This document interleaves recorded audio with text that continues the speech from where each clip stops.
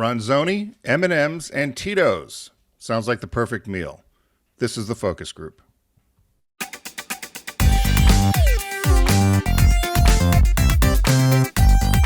They're all business, except when they're not. It's the Focus Group with Tim Bennett and John Nash.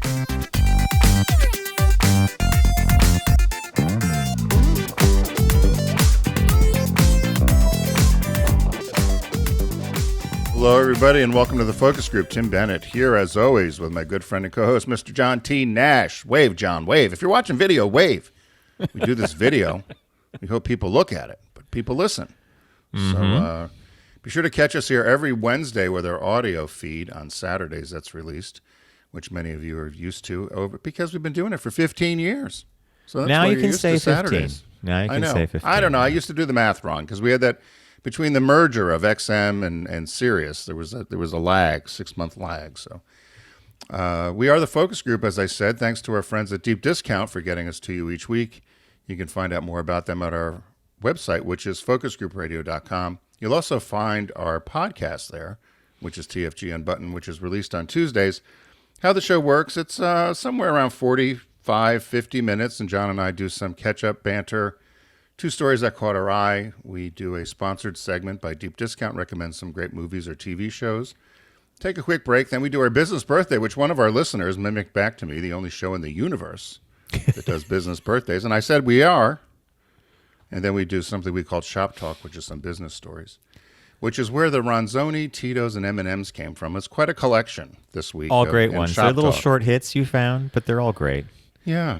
So how are you? There was something I needed to tell you. And so you and I had a business call last week. And I don't know if you noticed me. You might not have. You probably weren't paying attention to me.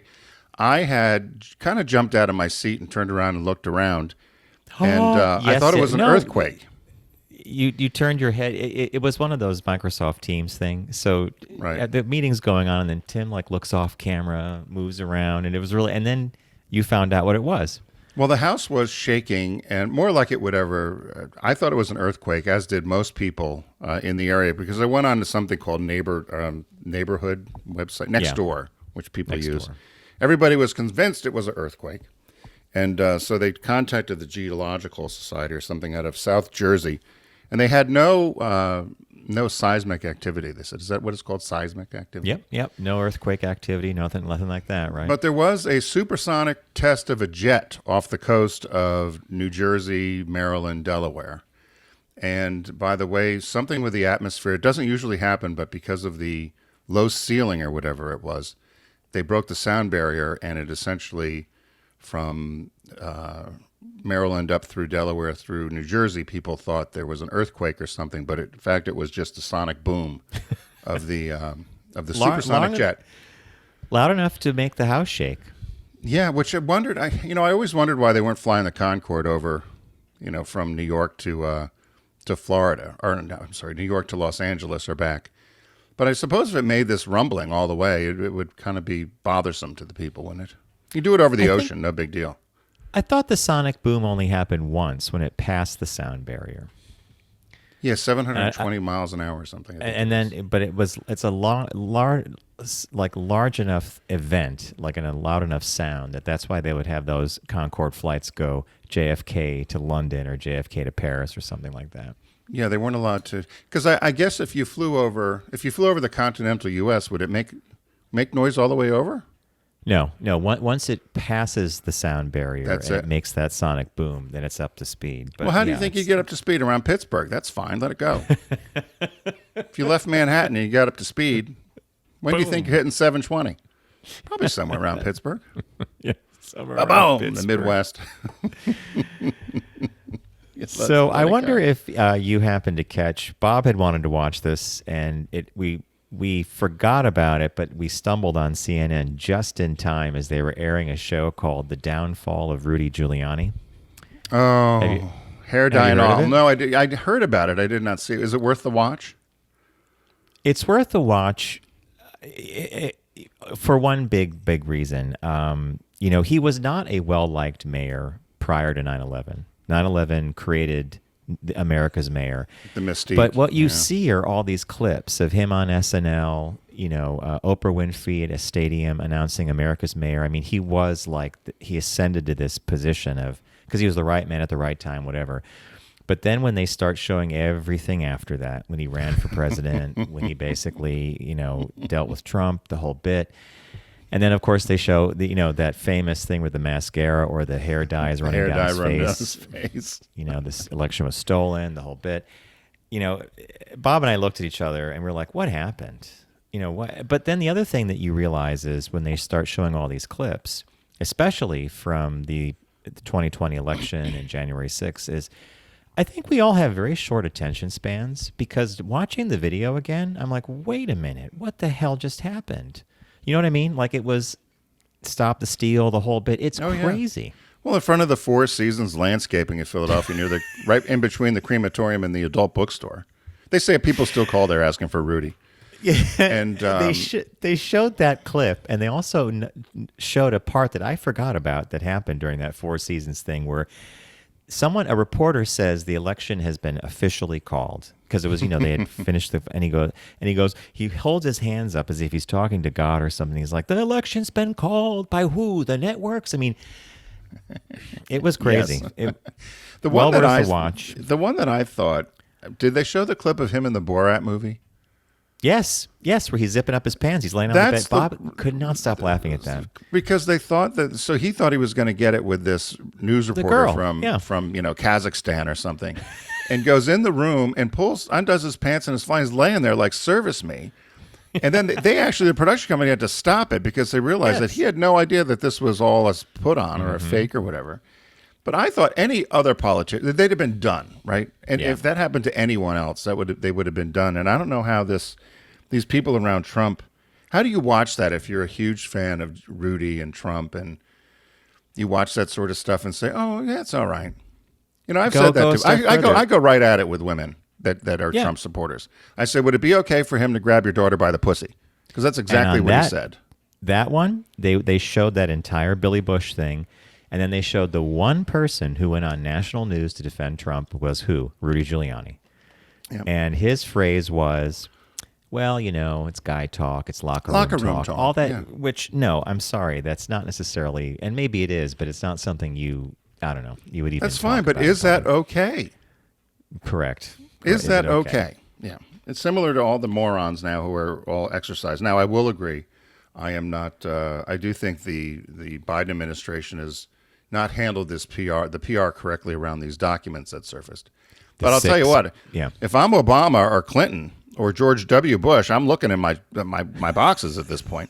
I said to Richard and I were saying, why didn't Biden just take these documents and just bring them in the office one day and slip them in the drawer of the desk in the like why anyway?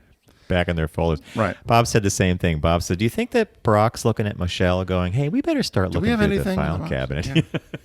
Or Clinton or exactly. George W. Bush.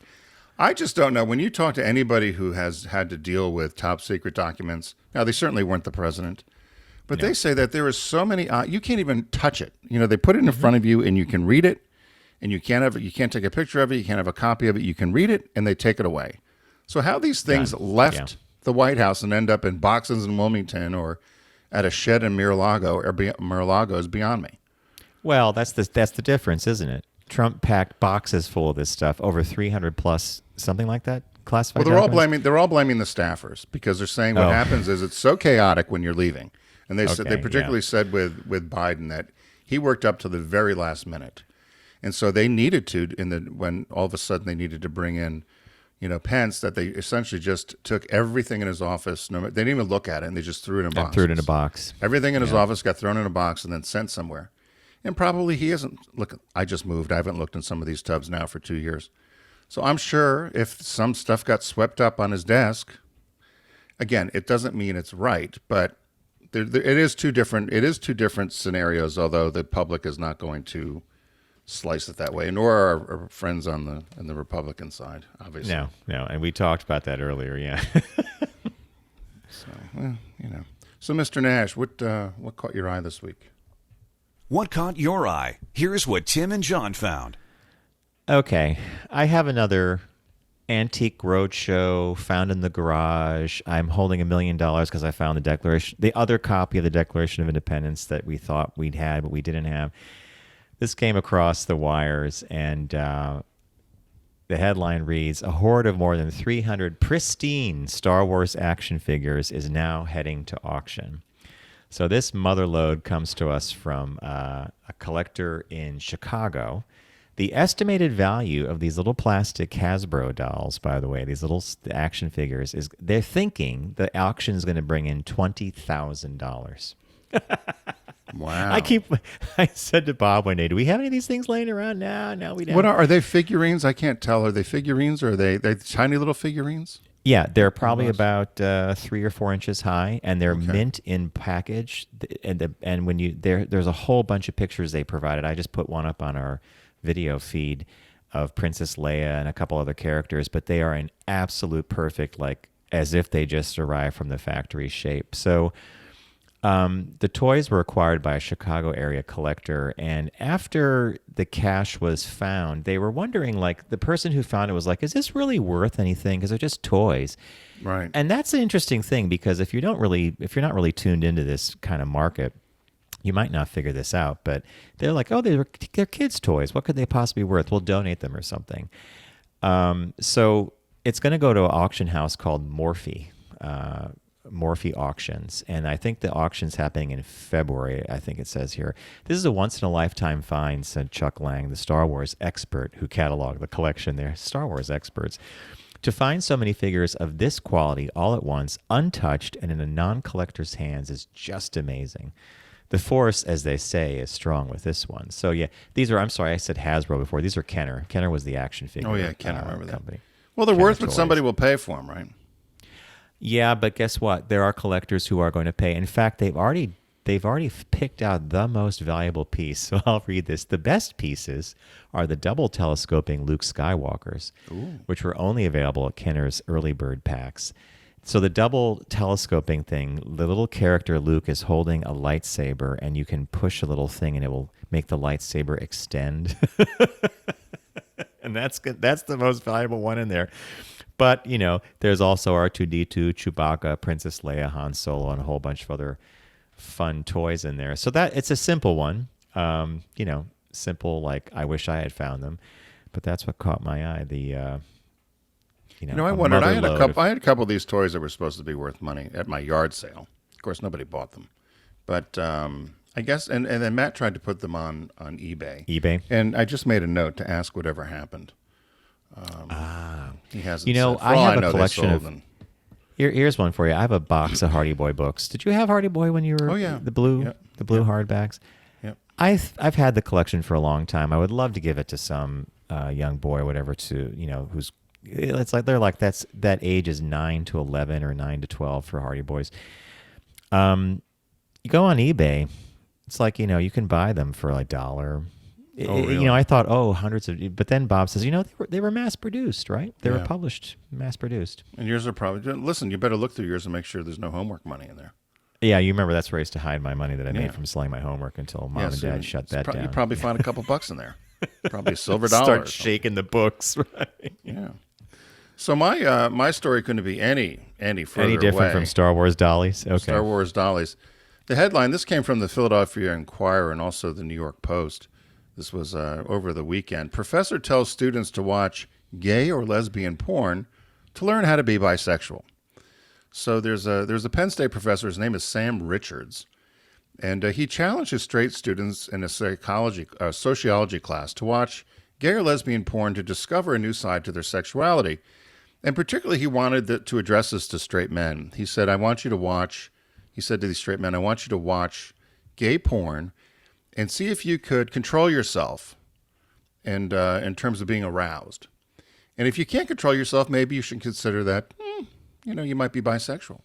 So they said the class was largely silent in response to his challenge. And he goes, and when asked, he says, I think I might have hit a nerve. And so when he said, I'm speaking to you directly, straight folks, and especially the men in my class.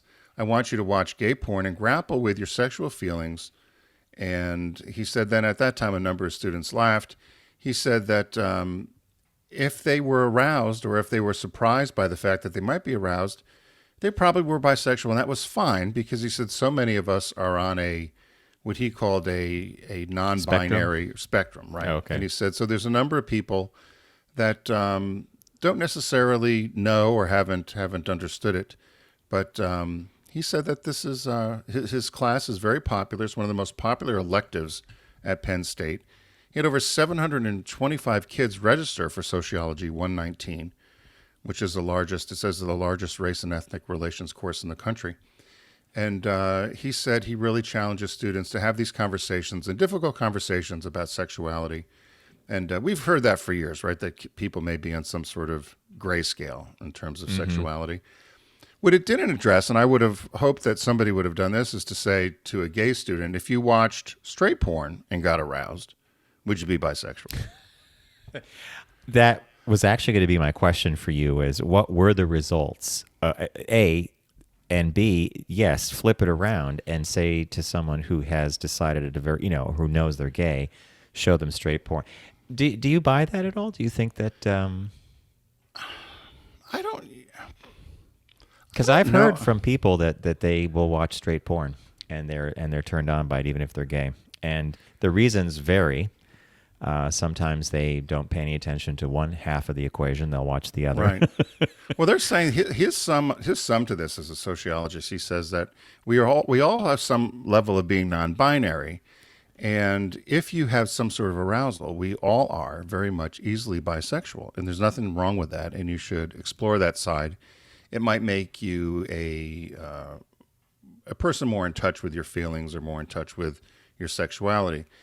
But I guess I thought about it, and that's what the whole purpose of this class is to make you think and to provide critical thinking, because they said so much now on campuses, professors don't have the ability to either teach in a manner or promote a different spectrum of opinions, and Penn State really has advocated for that. In the same class, however, he brought in a female to, I believe. So he in the same class, he brought in a student who transitioned to a different gender to give advice to female students about how to urinate standing up. This one had a little more controversy. I would imagine, Tim, that's provocative in a weird way, right? So he said women should know this little trick. So apparently, you can, if you're a woman and you want to urinate standing up, that you have to have this little piece of leather that you take with you. And you can imagine walking around with a stinky, piss-smelling piece of leather. So this little piece of leather that you fold up and use it as a little funnel that would go into the urinals if you wanted to use a urinal or go outside. So in case you're a female and you don't have a unit and you want to pee, you just take this little piece of leather and you wrap it like standing a little funnel. up. You forgot the standing up. Standing up, right? And you could shoot into a urinal or outside. So apparently that was well received. Apparently that was well received. Okay, there was no pushback, but they were just talking about the different things that he has. That was part of his class. That the lecture that week was a conversation on trans issues, TERFs, and the binary. TERF is an acronym for Trans Exclusionary Radical Feminist. I never heard of a TERF. Neither have I. No. Yeah. So anyway, that's what caught my eye this week. Tim, on that score, do you think that the use of porn is actually, I mean, we all know that's kind of, it's not real world sex all the time, right? I mean, so having your students watch something that we know is produced, it's performative. It's performance, right? It's acting. Yeah. Supposedly. Yeah. I don't know. I guess I hadn't thought about it, which I guess is the purpose of the class, right? To think about these sort of things. So, and that's what immediately I thought. Well, if you're telling a straight guy that you should watch gay porn, and if you get aroused, then you may be bisexual, and that's okay. If you said to a gay student or a lesbian student, if you watched straight porn and you were excited, are you bisexual as well? Instead of just identifying as gay or lesbian. So I don't know. Didn't go that far. Maybe that's sociology 202. 202, yeah, another year from now. Yeah. So as many of you know, our friends at Deep Discount have been with us here for quite some time. You can get to the Deep Discount website by going to focusgroupradio.com and clicking on the Deep Discount logo. They have all kinds of great sales going on, plus movies, TV, and music for sale. Right now, in honor of the people we lost in 2022, they have a sale going on celebrating those who left us in 2022 within the movie, TV, and music realm. And so did you find something, Mr. Nash, that struck your fancy? did. I went to an article that we used a couple years ago, the New York Times, or a couple weeks ago, I'm sorry, had this whole in memoriam thing, everybody that was lost or had passed away by industry. So I went to look at movies and TV, and I found that an actress named Yvette Mimieux passed away early in 2022. Yvette Mimieux, she found stardom in the 60s portraying delicate and fragile women, especially in The Time Machine, the original Time Machine movie from the 60s, starring Rod Taylor as H.G. Wells, who travels far into the future. And in fact, her role she was part of a race called the Alloy. They were like these really delicate, they were basically being raised to be eaten by people that lived underground. If anybody remembers the Time Machine, the original Time Machine movie, I think you'd appreciate it. So naturally, I checked to see if Deep Discount has it, and of course they do. They have the Blu-ray version. So I think if you haven't seen it in a while, and I'm sure it looks great in Blu-ray, $14.50, you could pick up the Time Machine, which starred Yvette Mimieux, who we lost in 2020. And that originally came out, in 1960? Original year was 1960, yeah. So is it campy?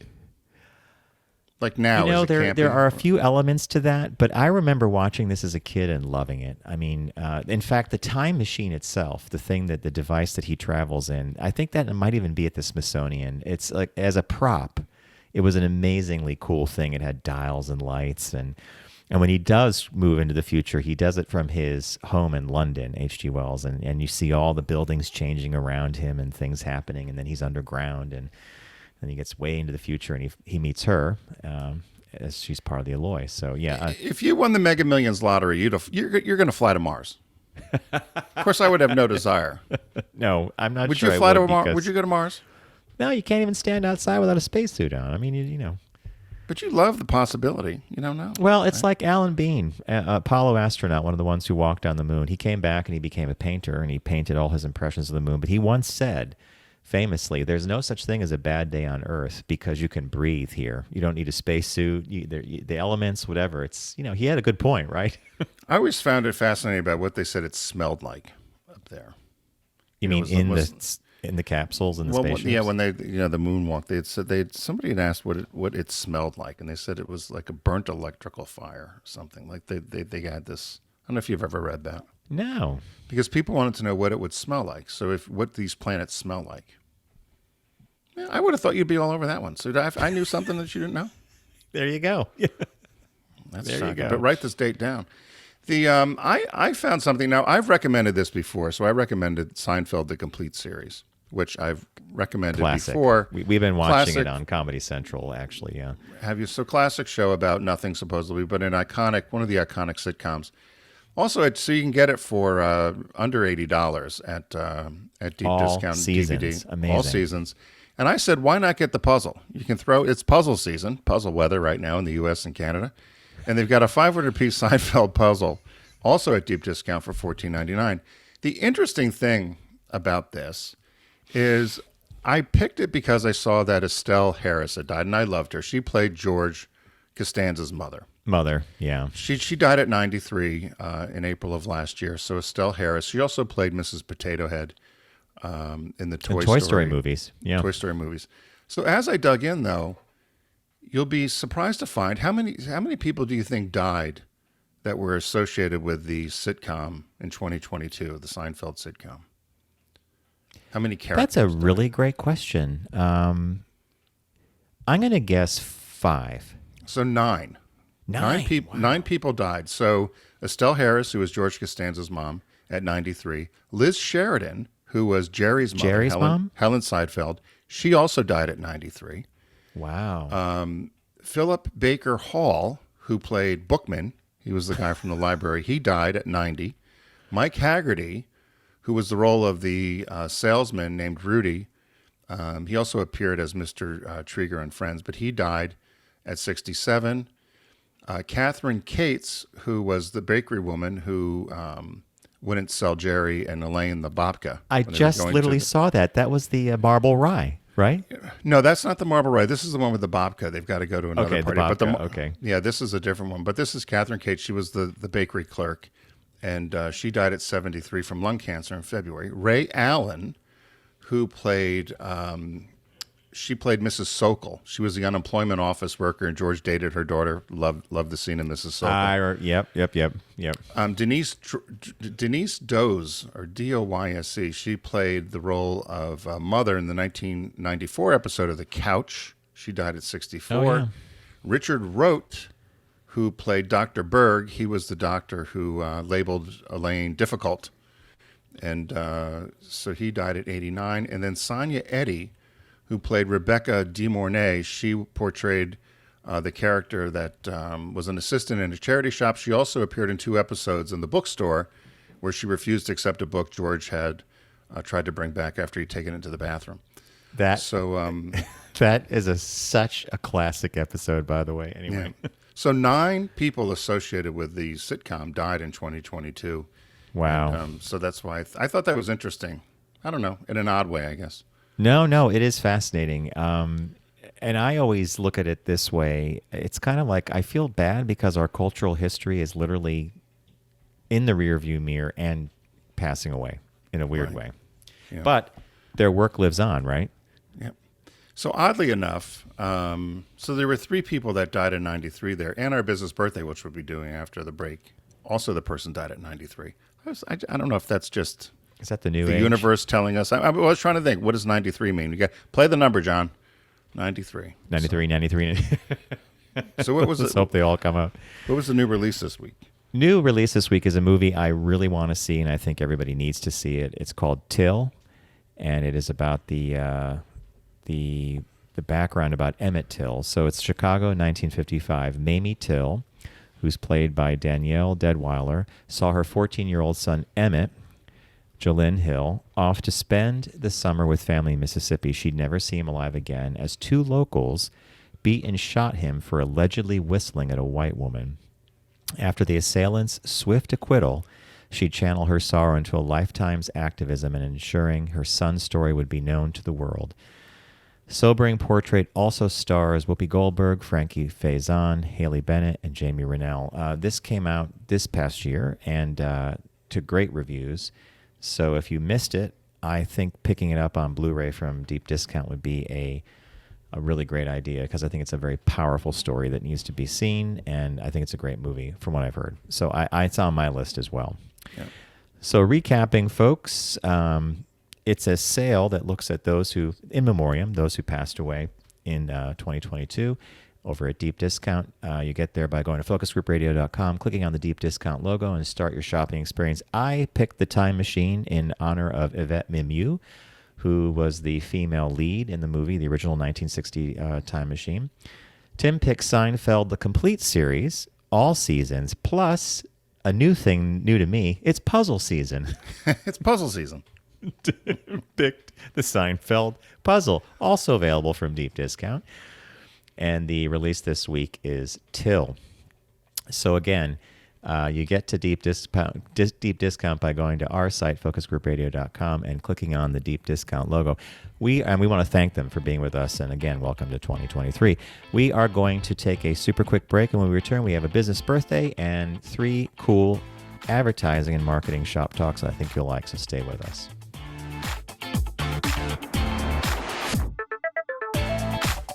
You're listening to The Focus Group with Tim and John. Learn more at focusgroupradio.com.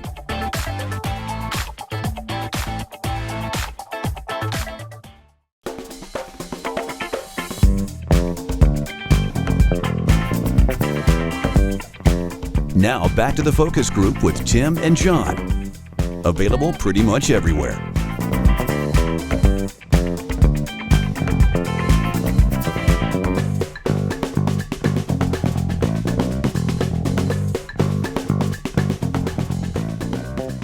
Hello, everybody, and welcome back to the Focus Group. Tim Bennett here, as always, with my good friend and co-host, Mr. John T. Nash. We thank you for joining us here each week. Be sure to find out all about us, including our podcast, which is TFG Unbuttoned, at focusgroupradio.com. All of our media is housed there.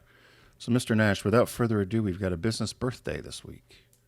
Everyone does celebrity birthday greetings, but the Focus Group is the only show in the universe that celebrates business birthdays.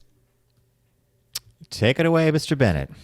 So, John, this one, I mentioned 93 because we had the two people that died at 93. This man also died at 93, Joseph Glidden, who was an American businessman and farmer. He was the inventor of modern barbed wire.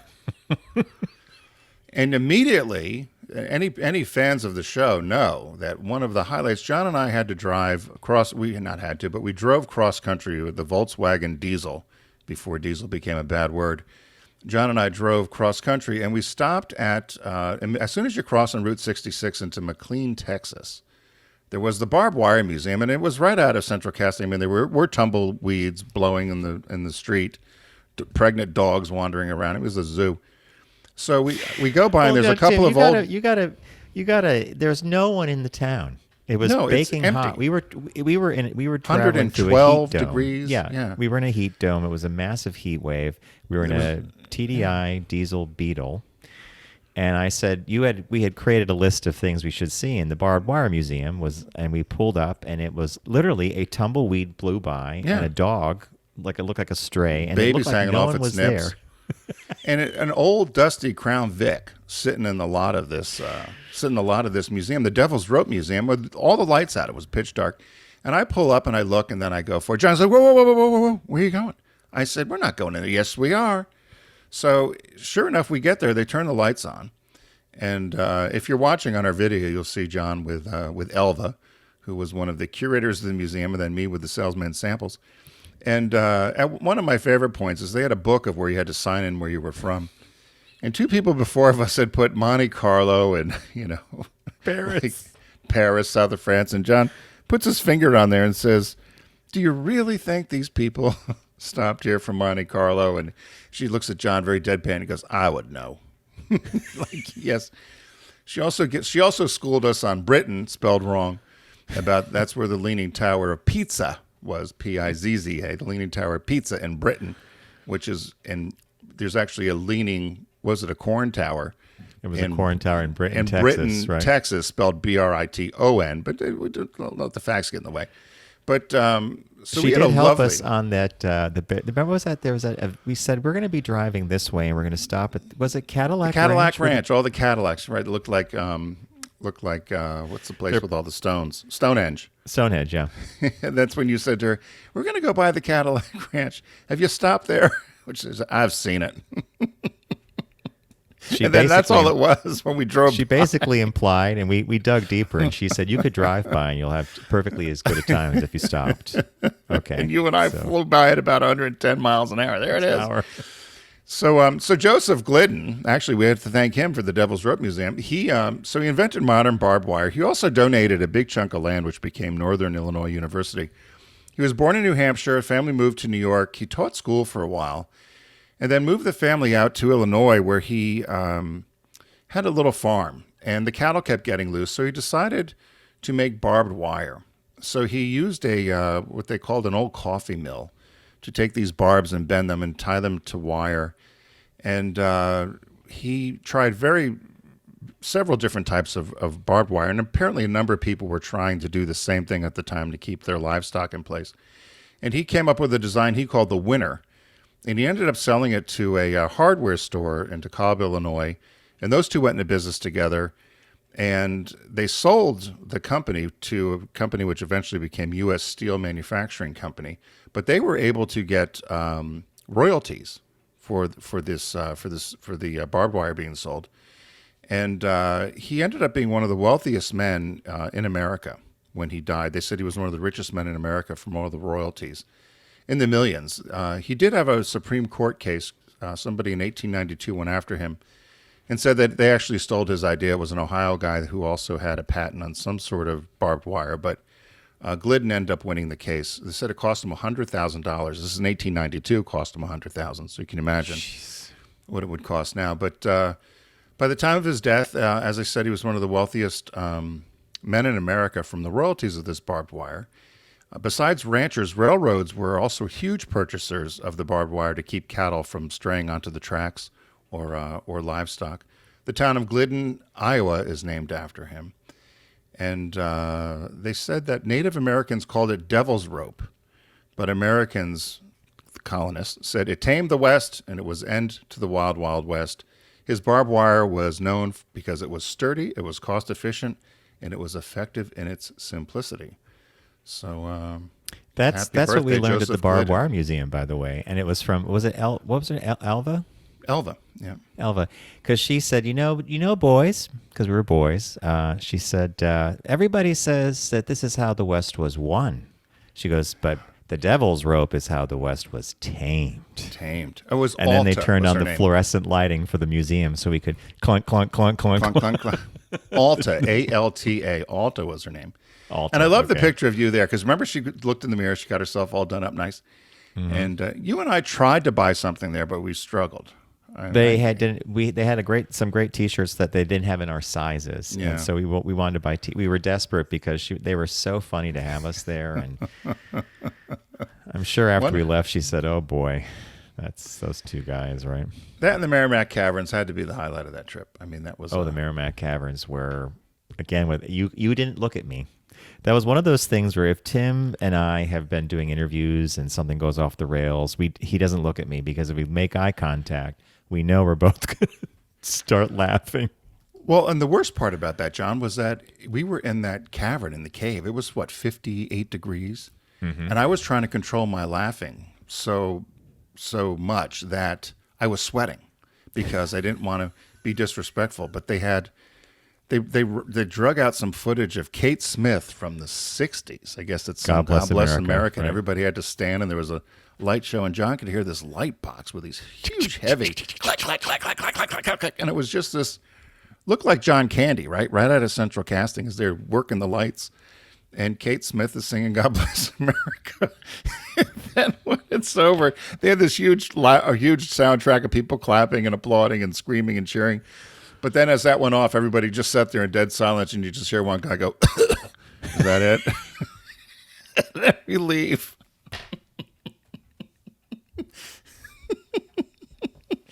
I think for at least 100 miles when we got back to the car, all we could do is talk about this and laugh. And yes, because I remember when I finally saw you beads of sweat. Oh my we God! were down I underground. couldn't It was stop cool. laughing. Don't touch the stalactites or the stalagmites or whatever. It was such a low budget place. Obviously, people had had their fingers all over the stuff, broken shit all over the place. Remember all the stuff that was broken in there? I mean, it was just. Anyway, you and I would go again. It probably wouldn't be as funny the second time because They we shut know what to down, right? expect. Yeah, the pandemic hurt a lot of things. But that wasn't really a national park either. It was No. a private park. And they made the employees wear clothing that looked a lot like they were park rangers, but they weren't park rangers, yeah. And the reason we stopped, I've said this to other people who have done this Route 66. So if you start in Missouri, which is where we started on Route 66, John and I, you will see that, no lie, the signs were every mile. Don't forget and I regret we did thought not we could take make a a book sign. out of them. Yeah, Right? I regret we didn't take corny sayings or whatever. But so by the time we got there, it was like Lucy when she drove cross country and going to stop and get the pecans at Aunt Martha's Old Fashioned. They get there and it's closed. But it was the same sort of thing. Like, well, we have to stop, and I'm glad That happened a second time for something called the Indian Trading Post. We're driving along, and every 2 miles, it was handmade blankets, jade, moccasins. moccasins, things like that, little dolls. Tomahawks. And Tim, I think I was driving at the time, and Tim was on his little iPad. And every time the sign would go by, he said, I know we can't stop. We'll never get to where we're going. But my God, we could do a book out of the Merrimack Cavern signs and the ones for the Indian Trading Post. Well, we needed to get to Santa Fe. That's where we were headed to that day. And Was that the Turquoise Bear? the end of the Turquoise Bear. Yeah. Not your favorite spot, right? Bring your dust rag. So, You went right. remember that room we had? That don't they think had it'd not been cleaned. opened in like 5 years. Yeah. One of those old big TVs in there. Anyway, we'll leave it at that. That was a classic trip. Anyway, on to your great onto- stories for Shop Talk. On to our shop talk here. So we have 3 stories for shop talk, 3 little quick hits here in the to share with you during our shop talk segment. The first one says, no more Ronzoni Pastina. The new year is off to a bad start. So the company Ronzoni, who makes pasta, a 108-year-old pasta brand, last week has announced that they're going to stop making pastina, which is those little star-shaped pastas that are a favorite of children. They said Italian-American parents have fed the tiny star-shaped pasta cooked in soup or fixed in a bowl of milk and butter and Parmesan cheese to generations of infants and children. It's similar to the chicken soup that the Jewish immigrants would say, was Jewish penicillin, the chicken soup. This was Italian penicillin, essentially, to kids. The one thing I found odd about this was I understand people will put, you make pasta and you do it with butter, maybe cream. I never heard of doing milk in it. Did you? I paused at that exact part in the article, and I'm like, whoa, this is weird. So, Of course, neither of I've us are never- Italian, right? and by the way, have you ever had pastina? I have, and I love it. I would put it in chicken soup when I would make chicken soup. Oh, so as opposed to putting in like a bigger noodle, you could put these in. Yeah, and they're great, and they are great for little kids or whatever because they're not a choking hazard. Of course, you don't really have to chew much. What I found out about this, so people are going crazy. Of course, the prices shot up 1,000%. There was some boxes on eBay going for $20. $20 on eBay for a box of pastina, yeah. Right. What I didn't understand was when they asked why they weren't. So it's 8th Street Avenue company that makes Ronzoni. They said there was an issue with supply chain, and I thought, what would the issue be? Because if you got a roll of pasta and you stamp out noodles and you stamp out angel hair pasta and you stamp out ziti and you stamp out rigatoni, why can't you just stamp out pastina? Right? Isn't it all the same pasta? Later in the article, but later in the article, they think that this relates to the war in Ukraine, where if they were getting wheat from over there, Right. At one point, the price might have been $7.35 a bushel, and it shoots up to 13. So it's basically doubling itself almost, and that's what they're pegging this to. But I don't know. But why would it? Why would it struck- be? Because if you make a flat like a lasagna, right? If you made a flat piece of pasta and you're just stamping out certain things, why would you stamping out little pastinas be any different than you stamping out angel hair pasta? No, it's a great point, and I thought about this as well because other pasta is made with the same material. It's all the same. The same ingredient goes It's into just it. whatever so why- the little, whatever the cookie press is. Yeah, I have a suspicion, and I did you get this from the article as well, that there was a third party involved, and that might have been a manufacturing company that actually made the pastina, Oh, I didn't catch that. So that's probably. and that there's something going on with them that they can't fulfill orders or something. So Ronzoni, instead of, I think they're the only ones who do it, instead of trying to figure out a workaround, they're just going to discontinue it, I guess. It's a good way to get attention to it, I guess. And so there's a change. What is it? Change.org petition, and they're trying to bring it back and Bring kinda back similar- pastina. Bring back pastina. So we'll see what happens. So if you want Ronzoni pastina, get it quick. But they do say there's some other companies they think that do make it or That will something jump similar. in, yeah. Right. The second story, John had found this one. I had seen this in the news too, but apparently the Fox News anchors are frothing at the mouth, warning viewers that two female M&Ms are holding hands in this one particular piece of media and marketing. But M&M's has announced the release of some new candy packages with only female characters. They're green, brown, and a new purple. Yeah. And the limited edition packages show 3 female characters upside down with a message supporting women, flipping the status quo. And the packages will only contain these 3 M&Ms. And so then, of course, Fox News is going crazy over this. Things like, this is the kind of thing that makes China say, like, oh, good, keep focusing on that. Keep focusing on giving people their own color M&Ms while we take over all of the mineral deposits in the entire world. How you go from a special bag of 3 different colored M&Ms to a Fox host talking about, valuable minerals being mined by the Chinese and not sharing or something is beyond me. But they went full. It wasn't Ben Shapiro like full throated about this one. Well, by the way, the only one's focusing on is Fox. So, Yeah. So I don't know why they're getting the Chinese. And yeah, Ben Shapiro said, women, do you feel represented now because of the green, purple, and brown M&Ms on the M&M package that you're guzzling down lonely in your apartment with your wine and your cats? How's that going for you? And look at how insane that is, that the assumptions and the stereotypes they make, right?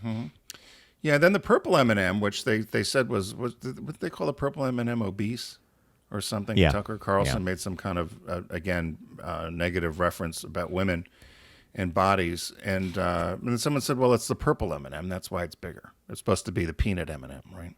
And then Tucker Carlson, M&Ms will not be satisfied until every last cartoon character is deeply unappealing and totally androgynous. Until the moment you wouldn't want to have a drink with any one of them.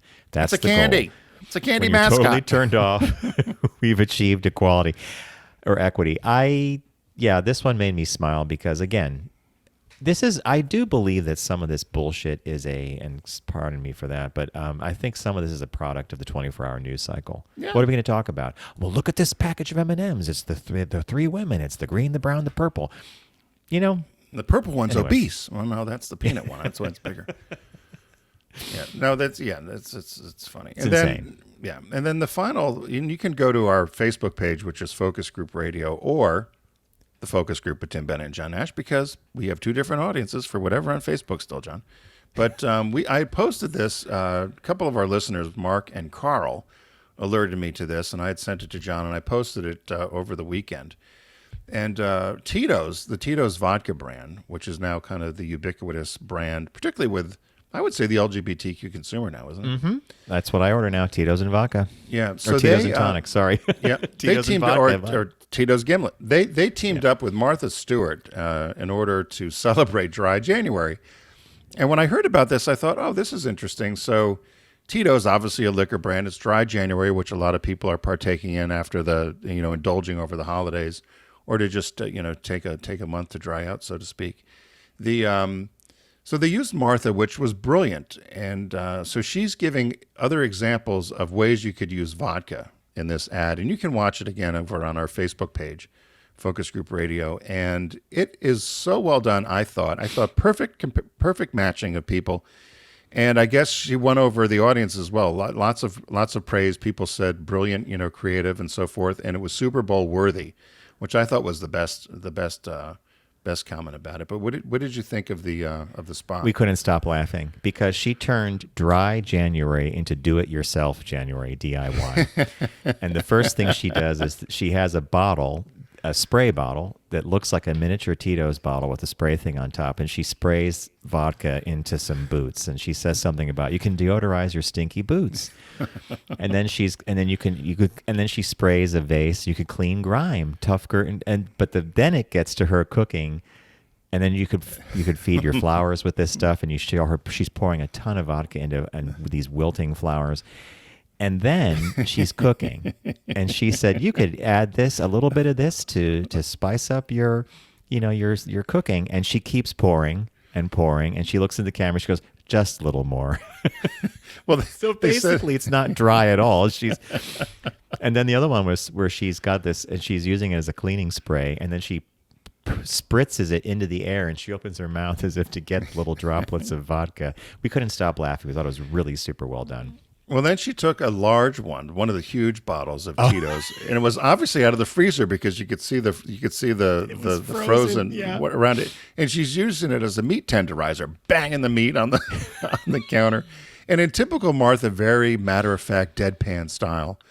It shows her then at the very end with an ice cold martini, and Martha says, "Oh fuck it, Martha needs a drink," which I can't believe.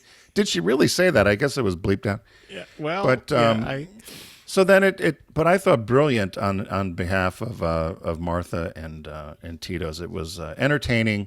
It did what it needed to do. It didn't. It was tongue in cheek with Dry January, and for me, it's what I remembered, or what I used to love about advertising, when people didn't worry about all of the metrics and offending everything else. this, offending that, doing this. It was doing just that. entertainment. It was just good. It was funny. It was just funny. I thought it was you know. entertaining. I thought it was great too.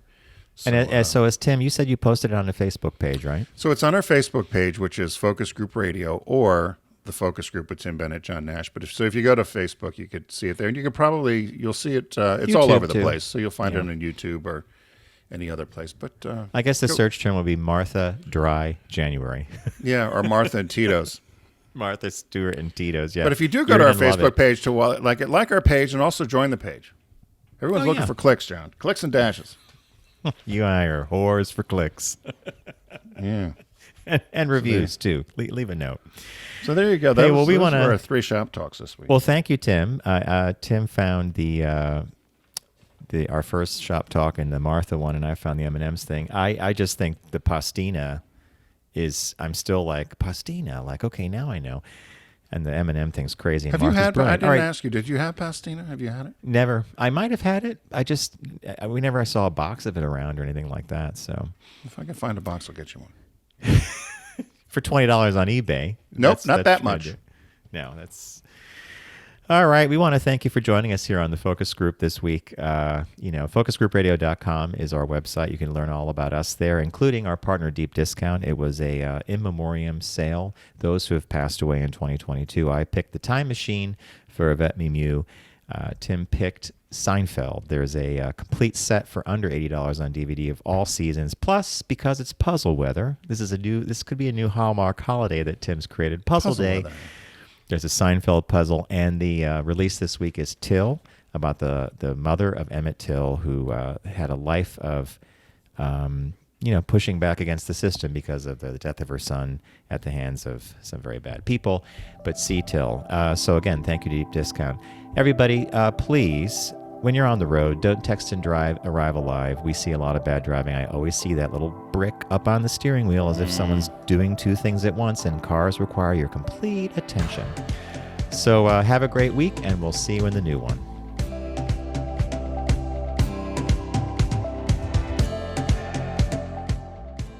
It's the Focus Group with Tim Bennett and John Nash. Accessible on all platforms. Subscribe, like, and rate us on your platform of choice.